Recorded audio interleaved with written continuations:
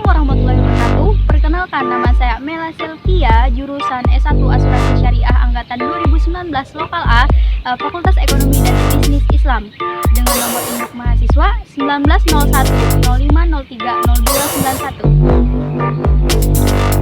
05030291. Di sini saya akan membuat video untuk memenuhi tugas mata kuliah saya, yaitu ujian tengah semester mata kuliah Komunikasi Bisnis dengan dosen pengampu Bapak Hidayatullah Asyari SEMM. Pada video kali ini saya akan menjelaskan tentang jenis-jenis atau bentuk komunikasi bisnis yang terdiri dari jenis komunikasi menurut ruang lingkup, aliran, penyampaian, perilaku, tujuan. Dan saya juga akan menjelaskan tentang bagaimana sih etika dalam berkomunikasi. Langsung saja, check it out.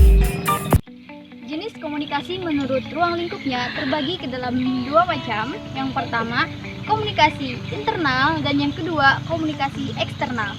Komunikasi internal adalah komunikasi yang berlangsung dalam ruang lingkup organisasi atau perusahaan yang terjadi di antara sesama anggota perusahaan atau organisasi tersebut. Atau bahasa lainnya adalah komunikasi internal itu adalah komunikasi yang dilakukan oleh orang dalam. Komunikasi internal terbagi ke dalam tiga bentuk jenis komunikasi. Yang pertama, komunikasi vertikal, komunikasi horizontal, dan komunikasi diagonal.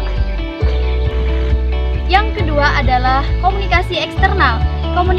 Komunikasi eksternal merupakan komunikasi yang berlangsung antara organisasi kepada pihak masyarakat yang ada di luar organisasi atau perusahaan tersebut. Contoh komunikasi eksternal yang pertama, eksposisi, pameran, promosi, dan publikasi. Yang kedua, konferensi pers. Yang ketiga, siaran televisi, radio, dan sebagainya. Yang keempat, bakti sosial dan pengabdian kepada masyarakat. Jenis komunikasi yang kedua yaitu komunikasi menurut alirannya. Komunikasi menurut alirannya dibedakan menjadi dua macam. Yang pertama, komunikasi satu arah. Komunikasi satu arah merupakan komunikasi yang berlangsung dari satu pihak saja. Dalam komunikasi ini, pengirim dan penerima informasi tidak dapat menjalin komunikasi yang berkesinambungan melalui media yang sama. Contohnya, televisi, pagar, dan radio. Yang kedua, komunikasi dua arah, yaitu merupakan komunikasi yang bersifat timbal balik. Dalam hal ini, komunikasi diberi kesempatan untuk memberikan respon atau feedback kepada komunikatornya. Contohnya, saat kita mengobrol atau sedang berbicara kepada teman, orang tua, dan siapapun itu, maka mereka memberikan umpan balik atau memberikan respon balik terhadap kita, dan itu yang dinamakan dengan komunikasi dua arah. Yang ketiga, jenis komunikasi menurut penyampaiannya terbagi ke dalam dua macam, yaitu komunikasi verbal dan komunikasi non-verbal. Komunikasi verbal merupakan jenis komunikasi yang disampaikan lewat kata-kata, lisan, atau tulisan.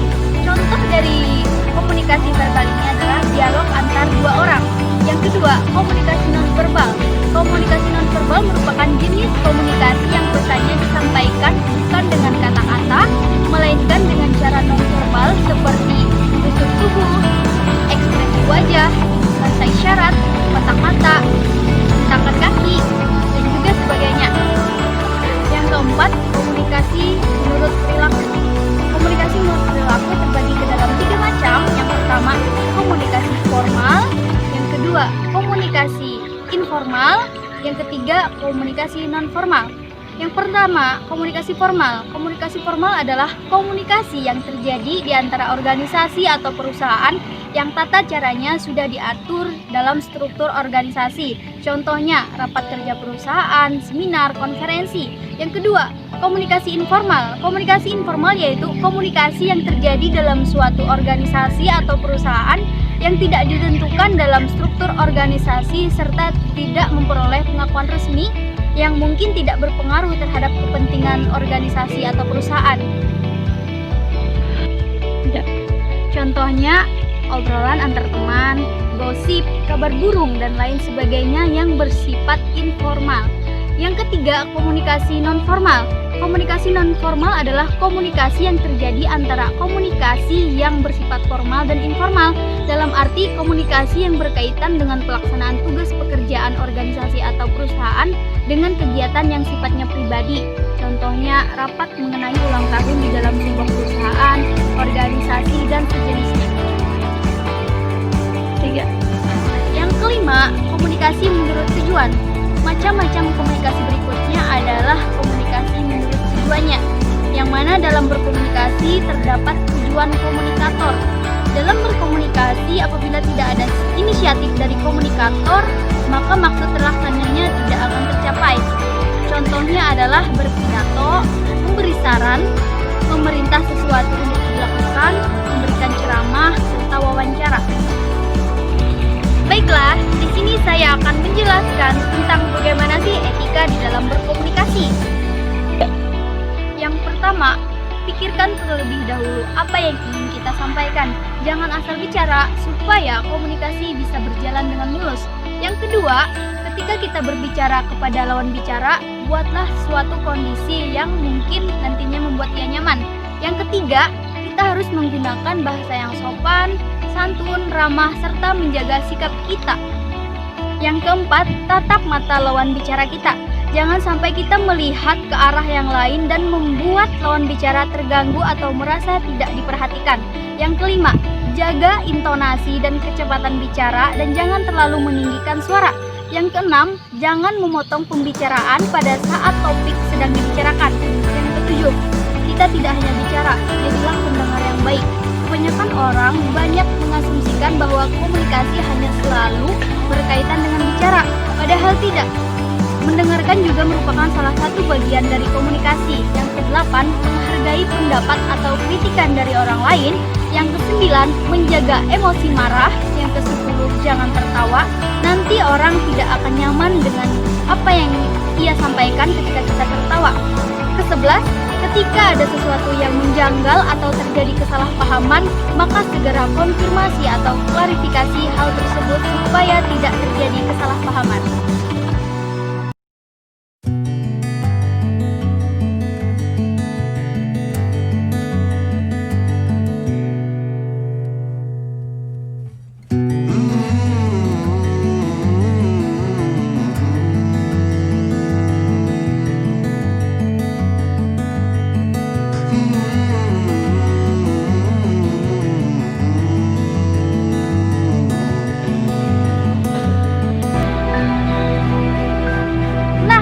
Dia penjelasan saya mengenai jenis-jenis komunikasi dan etika di dalam berkomunikasi.